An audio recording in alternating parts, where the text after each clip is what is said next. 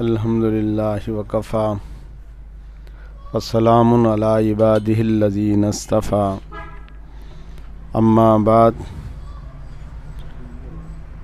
قال النبی صلی اللہ علیہ وسلم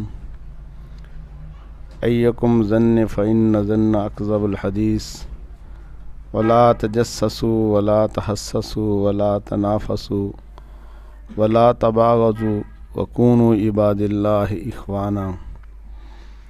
قال النبی صلی اللہ علیہ وسلم کن فی الدنیا کأنک غریب او عابر السبیل او کما قال علیہ الصلاۃ والسلام سبحان ربک رب العزت عما یصفون والسلام علی المرسلین والحمد للہ رب العالمین۔ اللہم صلی علی سیدنا مولانا محمد وعلی آل سیدنا مولانا محمد وبارک وسلم۔ ابن ماجہ کی حدیث مبارکہ ہے، اللہ کے حبیب صلی اللہ علیہ وسلم نے فرمایا جو بندہ درود شریف پڑھنا بھول گیا سمجھ لو وہ جنت کا راستہ بھول گیا۔ تو سب بھائی اور سب خواتین، بہنیں اور بیٹیاں انتہائی محبت کے ساتھ درود پاک پڑھ لیجیے۔ اللہم صلی علی سیدنا مولانا محمد وعلی آل سیدنا مولانا محمد وبارک وسلم۔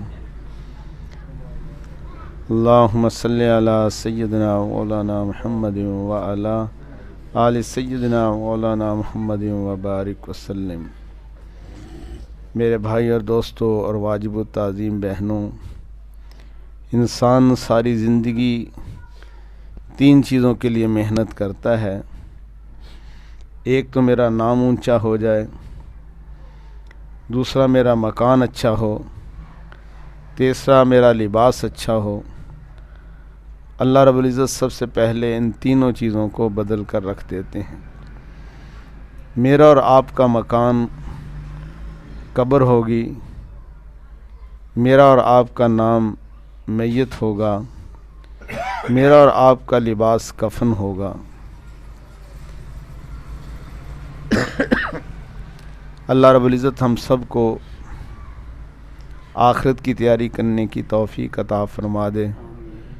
میرے اور آپ کے ساتھ نیک اعمال جائیں گے، یہ دنیا کی رنگینیاں اور بہاریں سب کو یہیں رہ جائے گا۔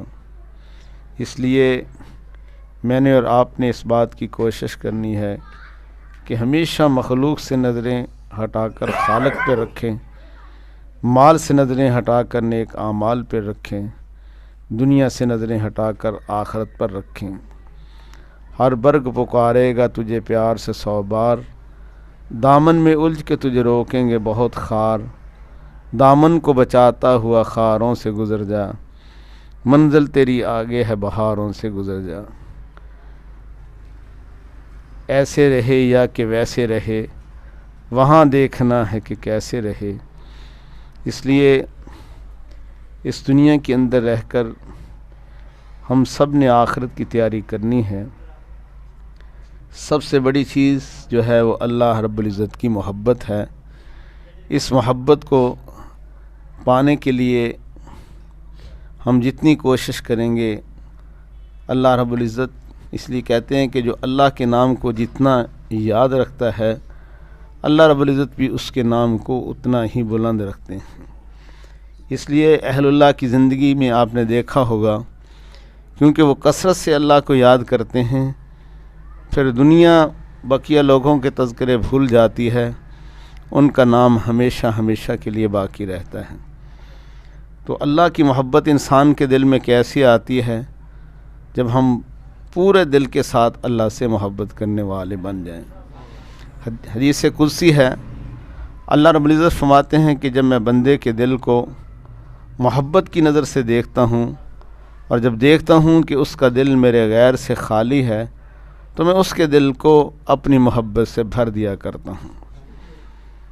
حضرت خواجہ عزیز الحسن مجذوب رحمۃ اللہ علیہ نے کیا ہی پیاری بات فرمائی، اے اللہ ہر تمنا دل سے رخصت ہو گئی، اے اللہ ہر تمنا دل سے رخصت ہو گئی، اب تو آ جا اب تو خلوت ہو گئی۔ حضرت تھانوی رحمۃ اللہ علیہ فرماتے ہیں کہ میرا جی چاہتا ہے کہ میں خواجہ صاحب کو 1,00,000 انعام میں دوں۔ 1,00,000 اس دور کے اندر تو بڑی رقم تھی، کروڑوں کے حساب سے۔ فرمایا میرا جی چاہتا ہے کہ میں حضرت کو 1,00,000 جو ہے انعام میں دوں اس شعر کے بدلے میں۔ کتنا پیارا انہوں نے شعر کہا۔ تو آج سے ہم بھی اپنے دل کو اللہ کے غیر سے خالی کرتے ہیں اور اللہ کی محبت کو دل میں بسانے کی کوشش کرتے ہیں۔ جب دل میں اللہ کی محبت آتی ہے انسان کے دل میں، اس وقت پھر اللہ کا خوف بھی آتا ہے۔ حدیث میں آتا ہے جو اللہ سے ڈرنے والا ہوتا ہے اس کے گناہ ایسے جھڑتے ہیں جیسے پت جھڑ کے موسم میں درخت سے پتے گر رہے ہوں۔ اور فرمایا کہ جو اللہ سے ڈرنے والا ہوتا ہے اللہ تعالیٰ اس کو بغیر حساب کتاب کے جنت میں داخل فرما دے گا۔ تو ہم نے اللہ کی محبت دل میں بسانی ہے، اور اللہ رب العزت نے جن محبتوں کا ہمیں فرمایا ہے تو ہم ان محبتوں کی کوشش کریں۔ جیسے ماں باپ کی محبت، ماں باپ کا ادب، اس کی کوشش کریں۔ اسی طرح چھوٹوں کے ساتھ شفقت، بڑوں کے ساتھ ان کا اکرام کا معاملہ کریں، اور اللہ کے محبوب صلی اللہ علیہ وسلم کی محبت کو دل میں بسانے کی کوشش کریں، جو آپ کے لیے، ہم سب کے لیے سرمایہ ہے۔ اور حقیقت پوچھیں تو یہ زندگی کا سب سے بڑی قیمتی متاع اللہ کے حبیب صلی اللہ علیہ وسلم کی محبت ہے۔ کسی نے بہت ہی پیاری بات کہی، عمر بھر کی کمائی ایک تیری محبت ہی تو ہے، عمر بھر کی کمائی ایک تیری محبت ہی تو ہے، جو لے کر پس مرگ تیرے دیوانے جائیں گے۔ یہ اللہ کے محبوب صلی اللہ علیہ وسلم کی محبت جو ہمارے لیے سب سے بڑی متاع ہے، اللہ اس کو شدت ہمارے دلوں میں اور زیادہ پیدا فرمائے۔ یہ اللہ کی محبت اور اللہ کے محبوب صلی اللہ علیہ وسلم کی محبت انسان کو کیسے نصیب ہوتی ہے؟ جب وہ گناہوں سے بچتا ہے اور اس بات کی کوشش کرتا ہے کہ اپنے آپ کا وہ محاسبہ کرتا ہے۔ جس انسان پر اللہ کی مہربانی ہوتی ہے اللہ تعالیٰ اس کو اپنے محاسبے کی توفیق عطا فرما دیتے ہیں۔ ہمارے حضرت جی دامت برکاتہم العالیہ فرمایا کرتے ہیں اللہ رب العزت اس کو جس سے پیار کا معاملہ فرماتے ہیں اس کو اپنے گناہ بڑے نظر آنے شروع ہوتے ہیں، اور اپنی نیکیاں چھوٹی نظر آنی شروع ہوتی ہیں، اور جس سے اللہ ناراض ہوتے ہیں اس کو اپنے گناہ چھوٹے نظر آتے ہیں اور نیکیاں بڑی نظر آتی ہیں، اور جس سے اللہ رب العزت راضی ہوتے ہیں اس کو اپنے گناہ بڑے نظر آتے ہیں اور نیکیاں چھوٹی نظر آتی ہیں۔ آج کے اس دور کے اندر نیکیاں کرنا پھر بھی آسان ہے، لیکن ان کو سنبھالنا مشکل ترین کام ہے۔ اللہ ہم سب کو آخرت کی تیاری کرنے کی توفیق عطا فرما دے۔ جب انسان کو آخرت کی فکر لگتی ہے تو پھر دوسروں کے عیبوں پر اس کی نظر نہیں جایا کرتی، پھر اس کو اپنے عیبوں کی فکر لگ جاتی ہے۔ پھر یہ نہیں ہوتا کہ اس کے اندر یہ عیب ہے، اس کے اندر یہ عیب ہے۔ جیسے گندی مکھی بیٹھتی ہے گندی جگہ پہ، پھر یہ چیز نہیں ہوا کرتی۔ جب انسان کو فکر لگتی ہے تو پھر انسان دوسروں کی صفات کی طرف اس کی نظر جاتی ہے۔ جیسی شہد والی مکھی پھول پہ بیٹھتی ہے، اچھی چیزوں پہ بیٹھتی ہے، خوشبو پہ بیٹھتی ہے، پھر اس کی حالت یہی ہوا کرتی ہے۔ تو اس لیے کسی نے بہت ہی اچھی پیاری بات فرمائی، نگاہ اے بگیری سے جو دیکھا اہل عالم کو، نگاہ اے بگیری سے جو دیکھا اہل عالم کو، کوئی کافر، کوئی فاسق، کوئی صدیق اکبر تھا، مگر جب ہو گیا دل احتساب نفس پر مائل، ہوا ثابت کہ ہر فرزند آدم مجھ سے بہتر تھا۔ اس کی حقیقت بغیر صحبت کے نصیب نہیں ہو سکتی، اس کی حقیقت کسی کتاب کے پڑھنے سے نصیب نہیں ہو سکتی۔ یہ تو انسان کو تو انسان ہی بناتے ہیں، کورس تو فقط الفاظ سکھاتے ہیں، تقوی کے موضوع پر کتاب لکھنے سے تقوی تو نہیں اتر جاتا، اس کی تو حقیقت دلوں میں اتارنی پڑتی ہے۔ اس لیے ہم نے سب نے اس بات کی کوشش کرنی ہے کہ ہم ایسی زندگی گزار کے جائیں کہ کل آخرت میں ہمارا کوئی گریبان پکڑنے والا نہ ہو۔ اور خاص طور پر حضرت لاہوری امام الاولیاء حضرت لاہوری رحمۃ اللہ علیہ فرمایا کرتے تھے، صدق مقال رزق حلال۔ آج تو شاید ہم اس کو گناہ بھی نہیں سمجھتے، جبکہ حدیث مبارکہ کے اندر آتا ہے کہ حرام کا ایک لقمہ کھانے کی وجہ سے 40 دن تک نہ دعا قبول ہوتی ہے نہ عبادت قبول ہوتی ہے۔ اور اولاد کے لیے تو سب سے پہلی اہم تحفہ ہے ہی یہی کہ ہم اس کو رزق حلال کھلانے کی کوشش کریں۔ حرام کھلائیں گے تو پھر اس کے اثرات بھی نسلوں تک جائیں گے۔ حرام کے اثرات 7 نسلوں تک جاتے ہیں۔ اس لیے کسی نے بہت ہی اچھی بات کہی، تیرے ہونٹوں پہ زمانے کی برائی کیسی، تیرے ہونٹوں پہ زمانے کی برائی کیسی، ایک قطرے کی سمندر سے لڑائی کیسی، اپنی بگڑی ہوئی اولاد پہ رونے والے، خود ذرا سوچ کھلائی تھی کمائی کیسی۔ تو ہم اس بات کی کوشش کریں۔ اس لیے آج کے اس دور کے اندر اس چیز کی اور زیادہ کوشش کرنے کی ضرورت ہے۔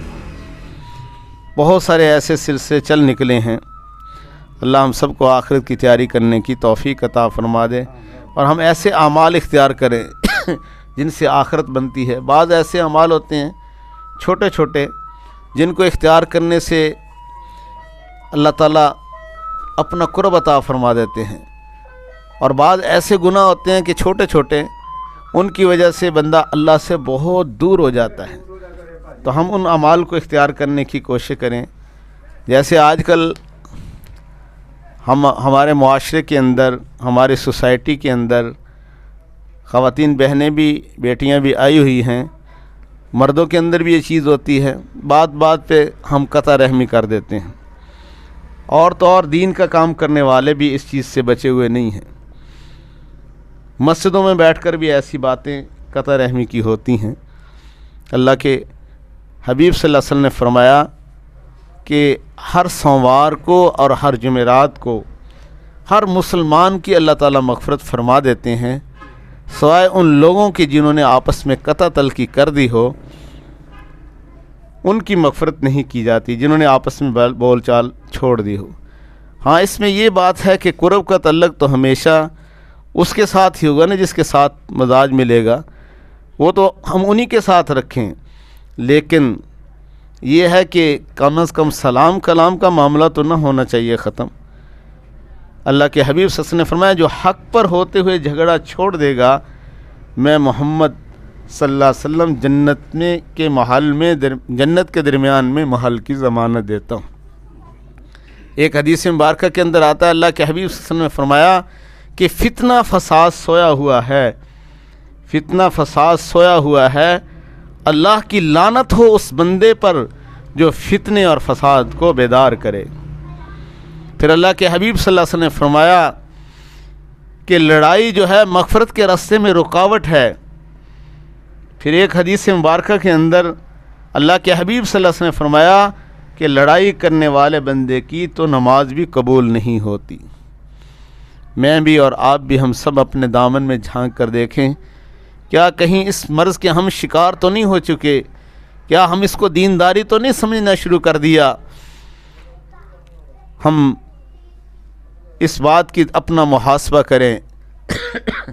اللہ کے حبیب صلی اللہ علیہ وسلم تو ایک مومن مسلمان کے بارے میں کتنا آپ کی تعلیم ہے، اس کے مقام اور مرتبے کے لیے حضور صلی اللہ علیہ وسلم اللہ کے گھر کا طواف کر رہے ہیں، اور ساتھ ساتھ فرما رہے ہیں، آپ نے طواف مکمل کیا اور بیت اللہ کی طرف دیکھتے ہوئے فرمایا کہ بیت اللہ تیرا مقام تو بہت اعلیٰ ہے، تیری خوشبو بھی بہت اعلیٰ ہے، لیکن ایک مومن مسلمان کا مقام اور مرتبہ تو اس سے بھی زیادہ۔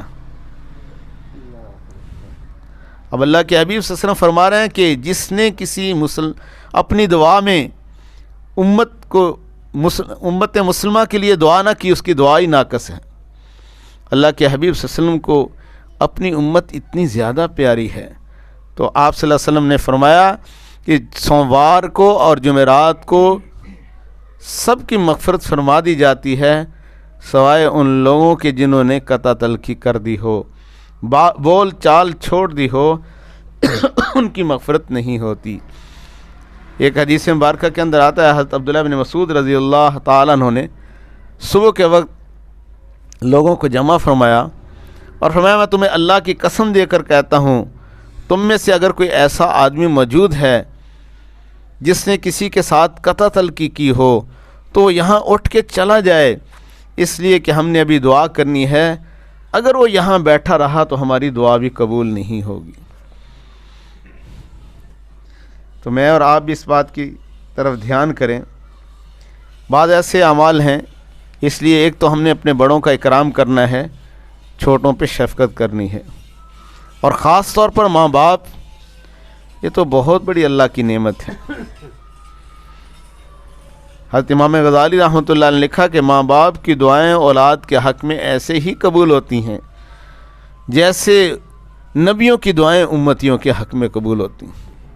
دنیا میں کوئی بندہ آپ کو ایسا نہیں ملا ہوگا، کوئی ایسا دنیا کے لحاظ سے یا آخرت کے لحاظ سے جس کو اللہ نے کوئی مقام عطا کیا ہو اور اس کے پیچھے ماں باپ کی دعائیں نہ ہوں۔ جب یہ نعمت چھن جاتی ہے تو ہمیں اس وقت اس کی قدر آتی ہے۔ اللہ تعالیٰ اس نعمت کے ہوتے ہوئے ہمیں قدردانی کی توفیق عطا فرما دے۔ فرمایا اللہ کے نبی صلی اللہ علیہ وسلم نے فرمایا کہ والد کی رضا میں اللہ کی رضا ہے، والد کے آگے کبھی نہ چلنا، والد کبھی جب تک نہ بیٹھے اس وقت تک نہ بیٹھنا۔ فرمایا ماں باپ کے چہرے کو جو محبت کی نظر سے دیکھتا ہے، ایک نظر دیکھنے پر اللہ ایک مقبول حج کا ثواب عطا فرما دیتے ہیں۔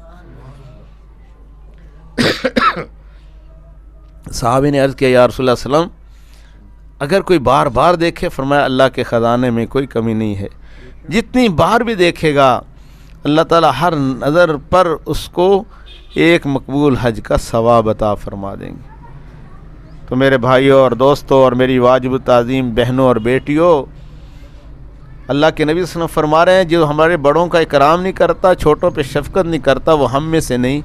اس کا کیا مطلب؟ اس کا ہمارے ساتھ کوئی تعلق ہی نہیں ہے۔ تو ہم اس بات کی طرف دھیان کریں، تو ہم اپنے بڑوں کا اکرام کریں۔ اللہ کے حبیب صلی اللہ علیہ وسلم ایک مجلس میں تشریف فرما ہیں، ایک صحابی حضرت عبداللہ بجلی رضی اللہ تعالیٰ عنہ آتے ہیں۔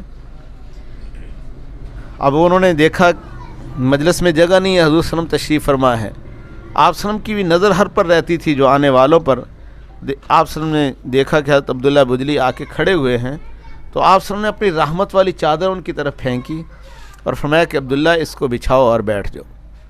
ایک دفعہ سلمان فارسی رضی اللہ عنہ تشریف لائے تو حضور صلی اللہ علیہ وسلم تکیے کے ساتھ ٹیک لگا کے تشریف فرما تھے۔ آپ صلی اللہ علیہ وسلم نے اپنا تکیہ نکالا اور نکال کر جو ہے اس صحابی حضرت سلمان فارسی کو دیا اور پھر فرمایا کہ جو کسی مسلمان بھائی کے اکرام میں اس کو تکیہ پیش کرتا ہے اللہ اس کی مغفرت فرما دیتے ہیں۔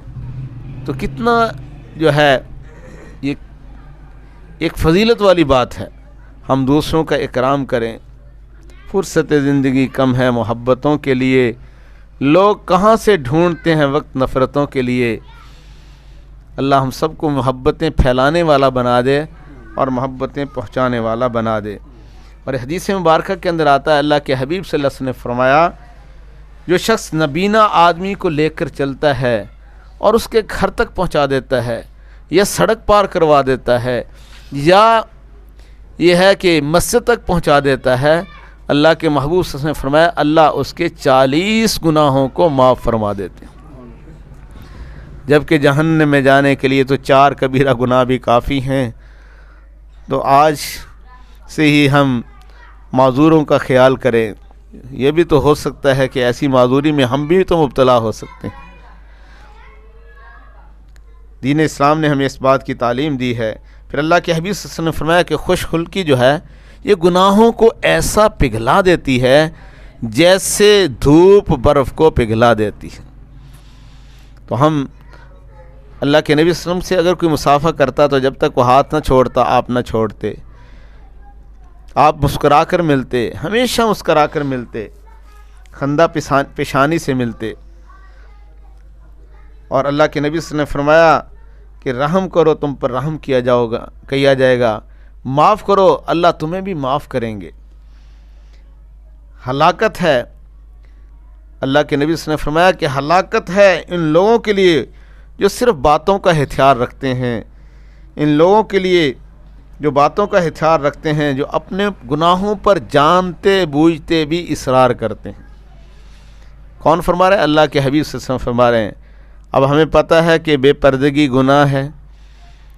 میں اپنی بہنوں اور بیٹیوں سے کہوں گا کہ یہ تو اسی طرح ہی ہے نا، جیسے قرآن کے اندر نماز کا حکم ہے تو اسی طرح ہی پردے کا حکم بھی تو ہے نا۔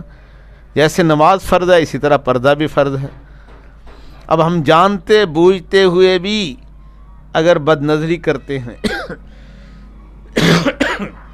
اور جانتے بوجھتے ہوئے بھی اگر ہم بے پردگی کے مرتکب ہوتے ہیں تو یہ کیا ہے؟ گناہوں پر اصرار ہے۔ اور یہ ایسا گناہ ہے بد نظری والا کہ ہو سکتا ہے کہ اللہ ایمان کی دولت کو بھی چھین لے۔ یہ ایسا گناہ ہے، اور آج ہمیں پتہ بھی ہے، بار بار کبھی انٹرنیٹ کو دیکھ کے وہ ایسا چسکا لگتا ہے کہ بعض لوگ کہتے ہیں کہ ساری رات ہمارا مشغلہ یہی ہے۔ کتنے ایسے مرد خواتین ظاہری طور پر داڑھی پگڑی والے اور نیکوں والی زندگی گزارنے والے، لیکن اس دلدل کے اندر دھنس گئے ہیں۔ اس لیے آج مجھے اور آپ کو سچی پکی توبہ کرنی ہے۔ اللہ کے حبیب صلی اللہ علیہ وسلم فرمایا کہ ان لوگوں کے لیے ہلاکت ہے جو جانتے بوجھتے ہوئے گناہ پر اصرار کرتے ہیں۔ اب مجھے بھی پتہ ہے اور آپ کو بھی پتہ ہے، علم تو سب کو ہے کہ غیبت گناہ ہے، گناہ کبیرہ ہے۔ اب مجھے بھی پتہ ہے اور آپ کو بھی پتہ ہے کہ کسی کا دل دکھانا گناہ کبیرہ ہے۔ ہم گناہ بھی یہ دل بھی دکھا رہے ہیں اور اس پہ اصرار بھی کر رہے ہیں، اور ہمیں اس بات کا احساس بھی نہیں ہوتا یہ کتنا بڑا گناہ کر رہے ہیں۔ اور اللہ کے حبیب صلی اللہ علیہ وسلم نے فرمایا، بہت ہی پیاری بات، اللہ ہمیں عمل کی توفیق عطا فرمایا جائے، کہ مسلمان جب آپس میں ملیں، دو مسلمان ملیں اور مصافحہ کریں، اور ان دونوں میں سے ہر ایک اپنے ساتھی کے چہرے پر چہرے کو دیکھ کر مسکرائے، مسکراہٹ اس کے چہرے پہ آئے، اور یہ تمام عمل اللہ ہی کے لیے ہو، کوئی غرض مرض نہ ہو، کوئی اور مقصد نہ ہو، تو اللہ تعالیٰ ان کے جدا ہونے سے پہلے ہی مغفرت فرما دیتے ہیں۔ تو میں اپنی بہنوں سے کہوں گا کہ وہ بھی اس چیز کا اہتمام کریں، جب دونوں آپس میں ملیں اور مصافحہ کریں۔ اکثر عورتوں کے اندر یہ سنت ترک ہو چکی ہے کہ مصافحہ نہیں کرتی۔ مصافحہ کریں گے تو کیا ہوگا؟ سلام بھی کریں گے، مصافحہ بھی کریں گے، اور دیکھ کر مسکرائیں گے بھی صحیح۔ اس سے کیا ہوگا؟ جدا ہونے سے پہلے ہی اللہ ہمارے گناہوں کی مغفرت فرما دیں گے۔ تو مصافحہ کرنے سے دل کے اندر جو کینہ ہے نا، اللہ تعالیٰ کینہ اس سے جو ہے نا سینے کو بے کینہ فرما دیں گے۔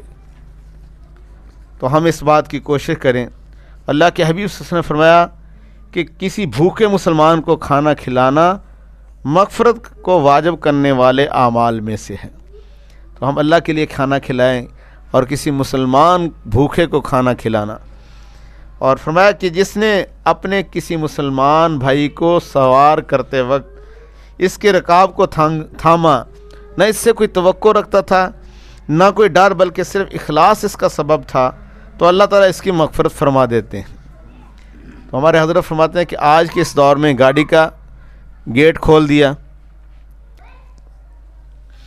ایک حدیث مبارکہ کے اندر آتا ہے، جو اپنے کسی مسلمان بھائی کی کسی حاجت کے لیے چلا تو اللہ تعالیٰ ہر قدم کے بدلے میں اس کو 70 نیکیاں عطا فرمائیں گے، 70 نیکیاں اس کی لکھی جائیں گی، اور فرمایا کہ 70 گناہوں کو اس کے مٹا دیں گے، جو کسی کے کام کے لیے ضرورت کے لیے چلا۔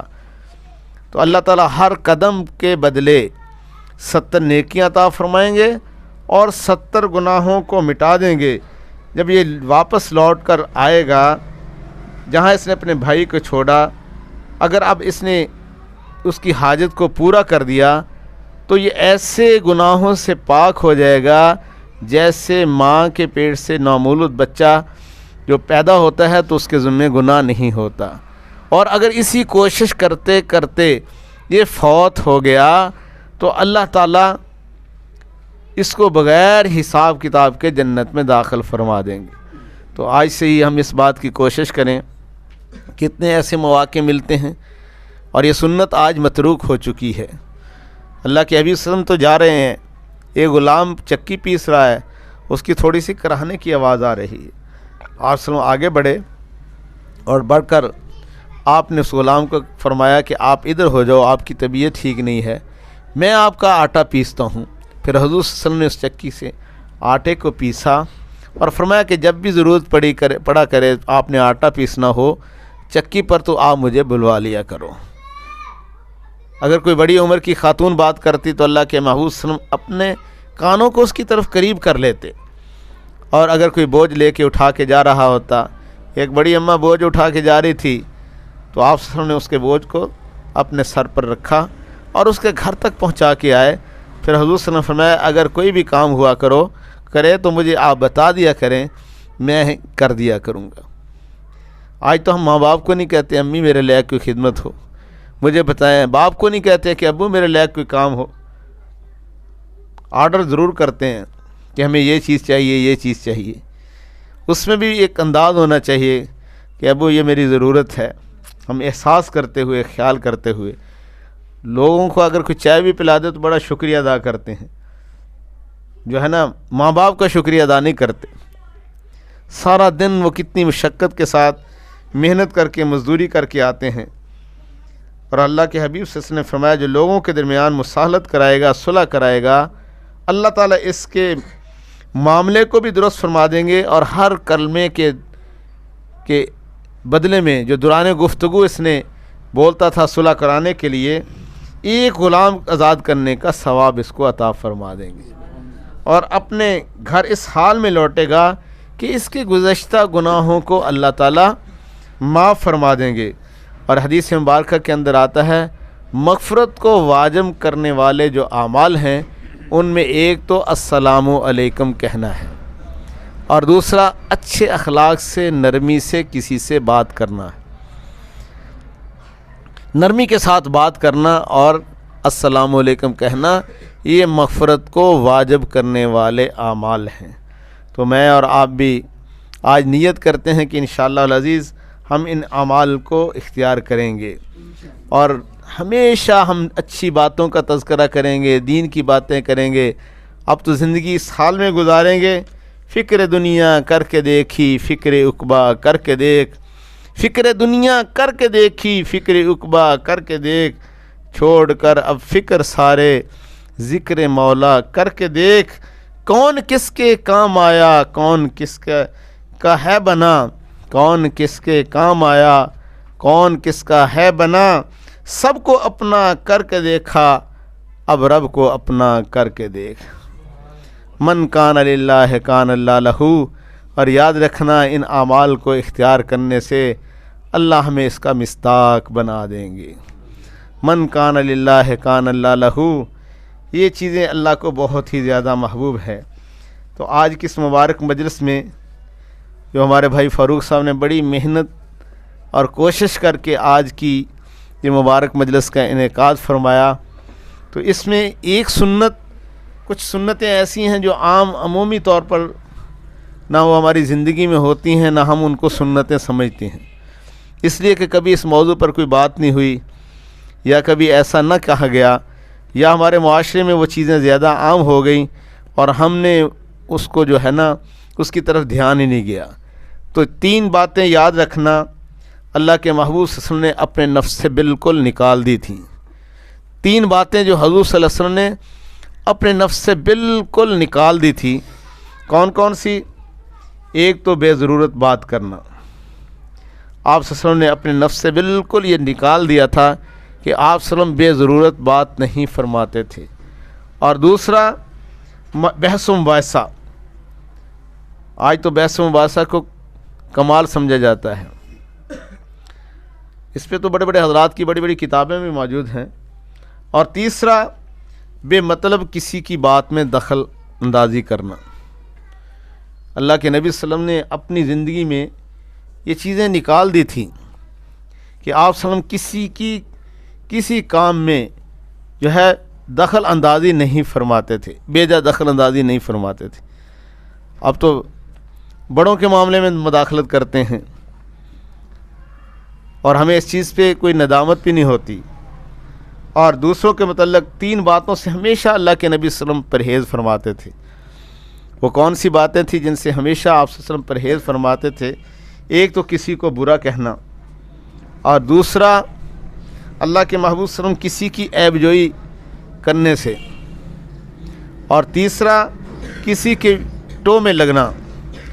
آپ کسی کی ٹو میں نہیں لگتے تھے، جو میں نے شروع میں حدیث مبارکہ بھی تلاوت کی، ایکم ظن فإن ظن اکذب الحدیث ولا تجسسوا ولا تحسسوا، تجسس بھی اور ٹو میں بھی، ولا تنافسوا ولا تباغضوا وکونوا عباد اللہ اخوانا۔ تو ہم بھی اس بات کی کوشش کریں اور اللہ رب العزت کو ہم منانے کی کوشش کریں۔ اللہ تعالیٰ کیسے مانیں گے؟ اللہ رب العزت کو منانا تو بہت آسان ہے۔